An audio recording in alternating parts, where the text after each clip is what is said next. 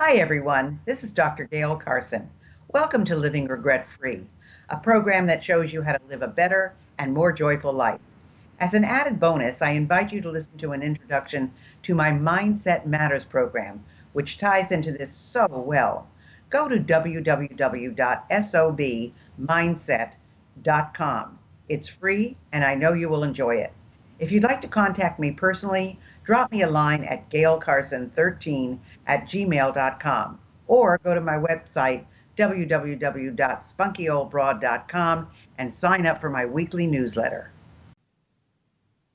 Hi, everybody. This is Gail Carson, and my guest today is Joseph Devlin, MACAADC.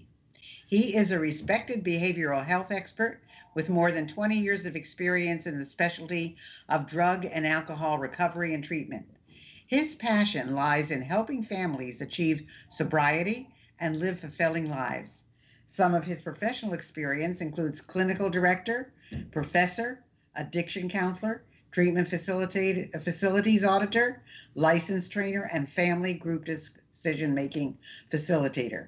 His book, A Step Out of Darkness, How to Help Someone Enter Addiction Treatment and Walk with Them Through Recovery, was the #1 selling crisis management book on Amazon for 3 months.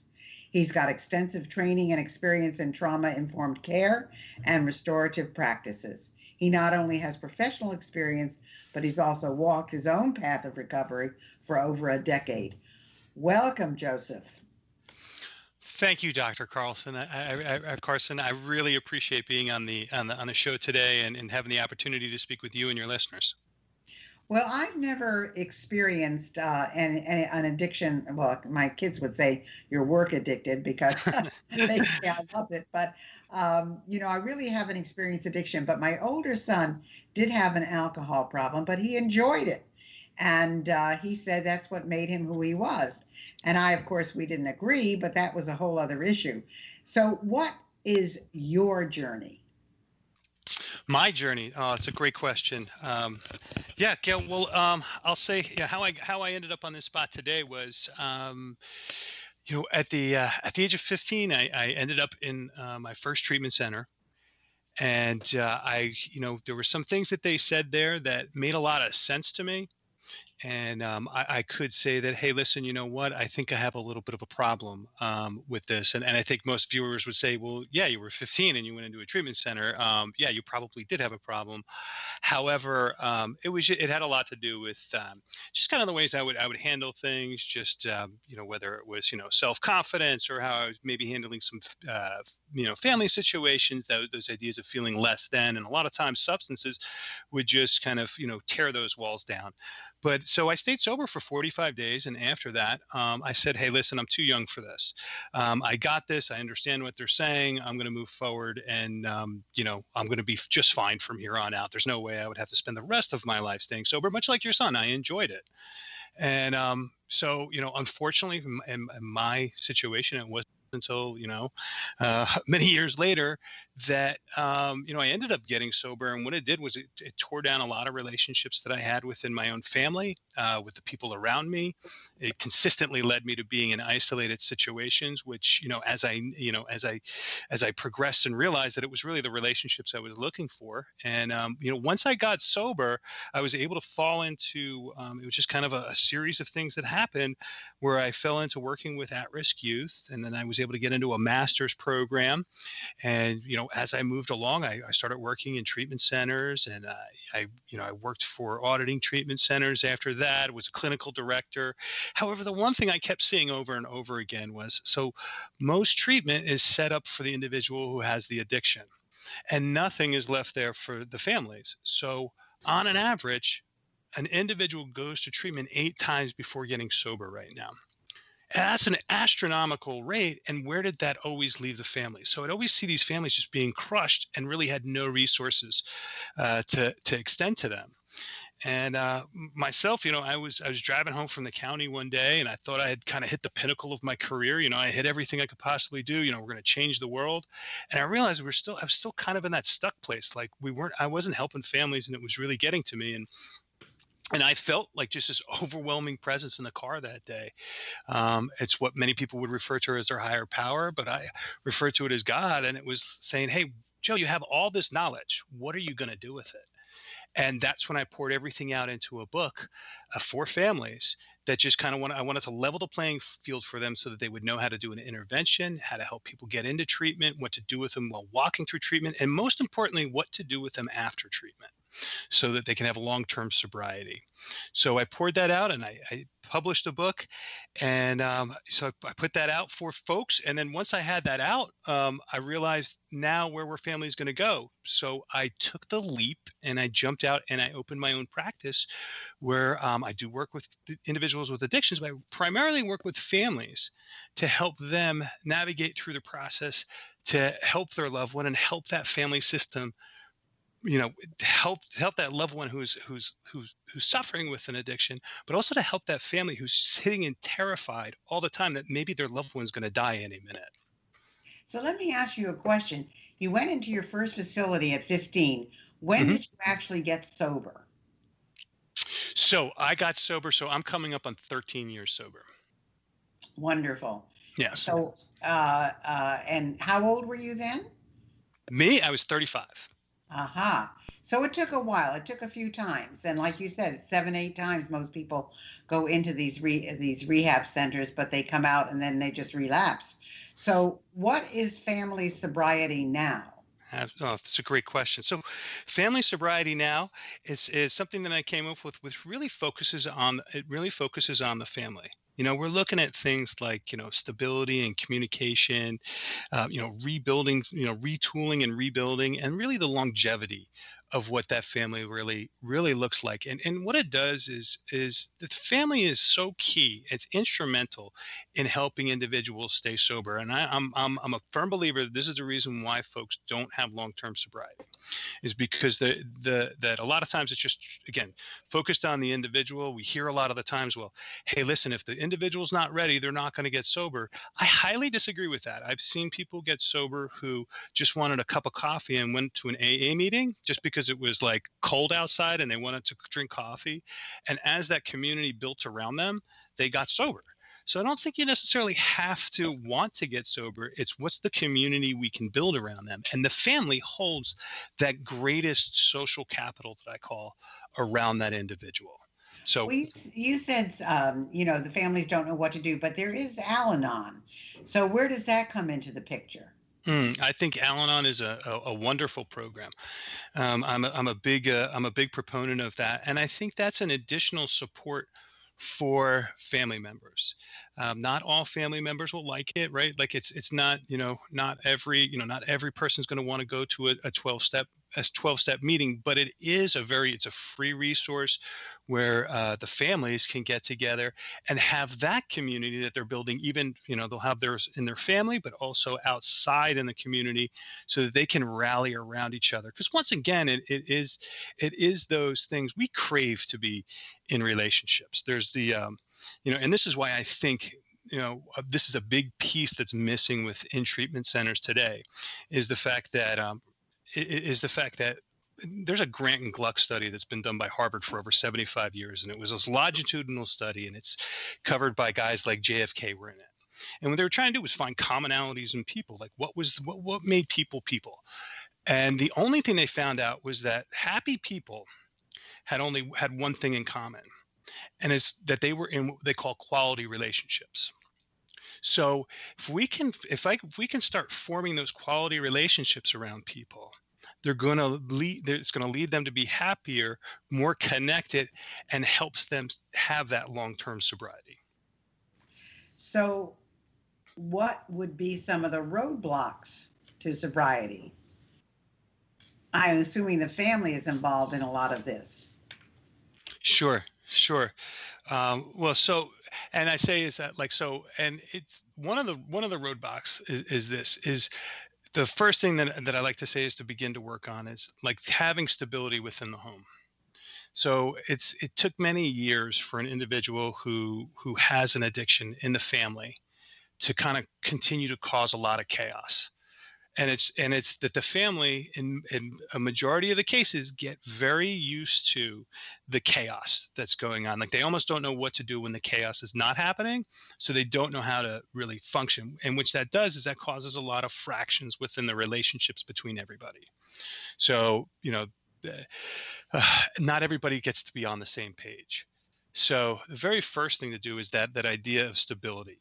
So forming that, getting that on page with the family is key. And it doesn't mean that every person in that household has to be on the same page, but at least the key players need to be, because they're going to be the ones who are going to be able to move that pendulum.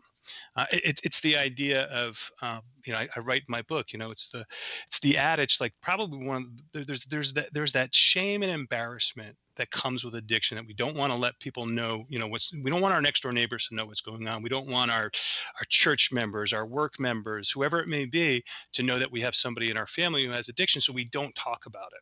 Right. So we don't really go out and get the help that we need it.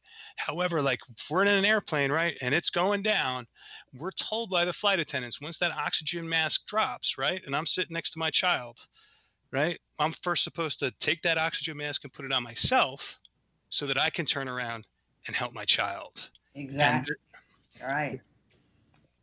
and so and that's a big piece of that stability part happens right there. Well, I can understand, I was so fortunate. I mean, I had a wonderful home life and I never even uh, came across a lot of the issues that many people do. And also, I had never even heard of the word divorce until I was a freshman in college because I had never encountered it. But I would think that maybe where we are at this point with COVID, that there's had an impact on addiction or people who are trying to stay sober. What have you found? Yeah, it really, it's not good. Percentages last I saw was, the addictions were up by 39% since COVID started, which we were already labeled by in the United States as we were in an epidemic. The government had made that call 2 years ago. So even before our pandemic happened, we were in an epidemic with the addiction, and now it's up 39%. So it's going through the roof. And yet And there's so much publicity, Joseph. In other words, there's so many. It's on PSA announcements on TV. We've got a lot of resources out there. People understand. We hope they understand the complexity that it creates. Why has it gone up? I mean, that is such a great, that's such a great question. But I think that a lot of times, how it goes up is, there's an isolation that's happened right now. An addiction in itself wants you to be isolated. It's so the person who's in addiction, the thing that I wanted to be when I was in my addiction, I wanted to be around people, but yet it always forced me to be away from people. Right. And I don't know. And it's kind of like that oxymoron type of thing, but it's like, and so now we have, with COVID, everybody's isolated. Now everybody's going home. And I think that just makes the addiction speak even louder. I mean, I just saw something the other day, right? In regards to Japan, right? More people were died by suicide last month than throughout the whole point of COVID. And you think in 1 month period of time, that many people are killing themselves is because that's that same thing, is that we're pulling back from that isolation. Yeah, we're pulling ourselves into isolation. And then that leaves us with these really demons that we're dealing with. And, we don't know where to go to get that help. And we're kind of just like stuck. You just get stuck and you're saying, okay, well, I'm the only one who can really do it. And, this is the way it's going to be. And it's not good. Like, it's like we need to be treating the whole person. Yeah, that's why I think again, I'm so fortunate for my upbringing because I'm in my as we record this, I'm in my 37th week of isolation because Mm. I'm immune compromised and I'm not depressed. I'm busy all day. I have I think it's a lot in my mindset, but that's how I was brought up and that's how I was trained. Of course, I have these two wonderful kitties too, that and I think everybody needs a pet in their home. But I when I see what's going on around me, I'm just so grateful that Yeah. I'm able to keep the attitude I have. So, how has life been different than what you imagined, Joseph? Oh boy. Well, different than I imagined. I mean, when I got sober, I mean, the one thing I wanted to do was I wanted to get married and I wanted to have children. And um, I wanted to make a really big impact, in the addiction field. And, I had none of that. I had no relationships. I had like I did not have the hallmarks for making that. Today, I'm really blessed. I'm very fortunate to be married. I have two beautiful children. I just love and I adore. I have the opportunity to reach out and, speak with folks like yourself who care about addictions. I get the opportunity to reach out to families and really help them kind of cut through a lot of the red tape that happens within the addiction process and in the addiction field. And so, like, I just, I'm amazed. I love the fact that I was able to write a book, but that was never ever anything I was going to think about doing. And just knowing, it's great. Like the book in itself, like even when I first wrote it, like I mean, I remember getting a friend of mine from high school reached out, and the book was published, and he reached out and he said, "Hey," he's like, "I saw your book was published." He's like, "I've been thinking I really need to stop drinking," and he goes, and that was the catalyst for me to stop. And he's been sober ever since. So the fact that the book just that one person touched that one person's life, I know made a huge difference in his family's life. Well, yeah, and isn't it wonderful to get that feedback from someone? Because so many times my whole motto now is living a life of legacy, and it's so nice to I hear from people because I used to have a chain of career schools, and I hear from people today that I trained 50 years ago, and they say, "Are you Mhm. the same person?" When you connect on Facebook and so forth, "Are you the same person that so and so?" And it's amazing. I'm still doing these things that you told me to do back then. And I thought to myself, It's awesome. wow, you never know where you have this impact. So, you were working for someone. You told us that you decided that you were going to open your own practice, but why did you make that jump? Um, I made that jump. It was a leap of faith because um, it's kind of hard. So, like, I'll give you an example. Like, so, like, when I was working for, a company, and I wasn't able to really just work with the families. Like, I was working with the individual, and they would have the ability to tell me whether or not that they wanted to have a family session or not, even though I would press it. That was always my firm belief from the time I started counseling. And but like I had like an individual one day, the mom and they was coming in for a family session with her son. And they got halfway there and they stopped at a stop sign, and the son jumped out of the car and he's like, "Listen, I'm I'll catch up with you later, or, I'm going to go out and use," and she pulls up, and she still, thank God she still came to the treatment center, and I mean, she was just all shooken up. She didn't know what else to do. And she came in, and some folks were telling me, like, "Hey, you really can't see her." And I'm like, "Well, of course I can." And, so like, and so, I met with her and I talked with her, and you just see the ravaging that their son, was putting her through. She's like, "I don't know where he is. I don't know where to go for help. I think he's going to die any minute." And it was just we had the opportunity to sit down. I was able to help her calm down. I was help her to be able to kind of get stabilized. I mean, it's I mean, it's a terrifying feeling that you don't know. You're still trying to do everything. She's driving to the treatment center, and he's still making a choice to go do something else. And luckily, I was able. I just took it upon myself in my own time and spoke with her. Throughout the next couple of weeks, and we were able to kind of just set some things in place to help him get back into treatment. And thank God we did. And he, it was about 3 to 4 weeks later, we were able to get him back into treatment. And he's actually been sober. He's another one of those guys who's been sober ever since, at least, up until the time I left the treatment center. So, Well, now there are families that I know that kind of give up, if you know what I'm saying. They kind of wash their hands of their child, not because they want to, but let's say they've had them in rehab 5, 6 times, and the person keeps going back, and they finally say, "Look, we've drained our resources. We've tried to give you the support. We love you, but we just can't help you anymore. What do you do in a situation like that? Yeah. No, I mean, I think that is,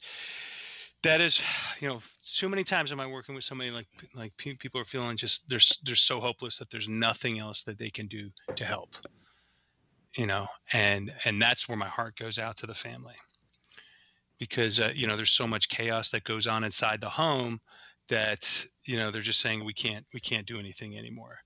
And you know in a situation like that, I mean, again, I dig my hands in. I don't think that I think that there's still a chance. I still think that there's hope there. And the beginning things I look at is, okay, look, you're holding keys right here. You're the stability. You're the family. Like, they're looking for, um, they have a connection with you, right? So let's reevaluate what we've been doing. And many times I see is that, like, a lot of times, right, we're trying to treat the symptoms, right? Or we're trying to say, okay, we had a week or two that things were good, and now we're just going to let things slide back to do something else. So I say I like to take a look at the whole family and say, okay, where are we at? What are we doing? Because even if they were giving up at that point in time, right? Like, just they said, okay, you're out of the house, you're gone, right? Right? At some level, that family is going to sit there like, what are you going to do when, let's say, your son, your daughter comes back at 3 o'clock in the morning on a Saturday, and it's snowing out? What are you It's going to do? exactly. It's like, what are you going to do? That's So exactly I so I would work with them to prep them to know exactly what they're going to do, like, and just be, here you go, and like, this is what are you may say, I want to do this, but this is what I'm willing to do. And I've worked with people on that, and that's better to do than to say, hey, listen, because the worst thing that can happen is if you say, well, I'm going to, you're out of the house. And then the minute they come back, you let them back in. Well, right. don't, Exactly. don't, don't say that I'm not going to let you back in the house, but you could say things in such a way that, people who have addictions, one of the biggest things they do is they pick apart the words that you say. Very, Yeah. very good about that. Very good manipulation. So you have to choose your communication, your words, very wisely. And you also want to make sure that there's a way to do that with kind of removing the emotions that you have on top of it. Like, and that's not in every conversation, but what I mean by that is that, like, hey, like, look, if they're coming home, after curfew or something, right? You kind of say, hey, listen, when you come home after curfew, I'm afraid that you're dead. Like, you know, like, that's just the truth. You're being honest and transparent with Right. Exactly right. Well, Joseph, we only have about 3, 4 minutes left. I want to make sure people know how to reach you. I know you've got a free gift for them. So why don't you tell us a little bit about that? Sure. Oh, absolutely. No, thank you. Um, yes. So, the free gift I have for everybody, if you'd like to download a copy of my book, it's called A Step Out of Darkness: How to Help Someone Enter Addiction Treatment and Walk with Them Through Recovery. You can find that on a website by going to FamilySobrietyNow.com. So that's FamilySobrietyNow.com. Be happy to, please, go ahead and download your free copy there. I'm also happy to set up like a free 20-minute consultation with you if you had any questions, whether it was about a neighbor or a friend. I would really welcome that opportunity to sit down and speak with you. I think that the biggest problem is that, right, many families, we look around and we say, how do I help my loved one who's suffering from this addiction? And I don't know what to do, and I'm surrounded in this pain, shame, and guilt of all of this, and I just don't know what else to do. I'm just throwing my hands up in the air. I'm confident that we can come up with something that can move you in a direction so that you're safer, as well as your loved one. And should they go to your website or should they just get the book? Well, this will be the website would be FamilySobrietyNow.com. You can download it there. Okay. Yeah, Great. you can, yeah, and then that would also give you a connection to me to set up a time to meet if you'd like as well. Well, folks, you can't get someone better than Joseph to help you. So if you are suffering with this in your This show is all about living regret free, and that's what we're talking about here. If you want to live a life without regrets, if you want your kids or your spouse or your partner to live without regret, they need to be sober. So go to his website, which is familysobrietynow.com. You'll connect with his book, you'll connect with him, and I wish you all, Joseph and everyone listening who is dealing with this, the best in the future. And I really want to thank you for the service you're providing, Joseph, and the fact that you've been able to talk about it today on the show. So thank you so much. Awesome, Gail. Thank you so much for this time. It's just been a pleasure chatting with you, and I appreciate your heart and your show, and just how you're changing lives. So thank you so much. Hi, this is Dr. Gail, and I wanted you to know I have a whole bunch of other things to offer you.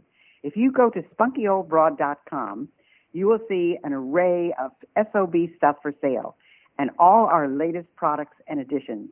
If you're interested in getting on TV, I have a brand new course, Get on TV. And if you want to start your own business, you'll want my SOB Guide to Business Success. I know you'll love them all. I guarantee it.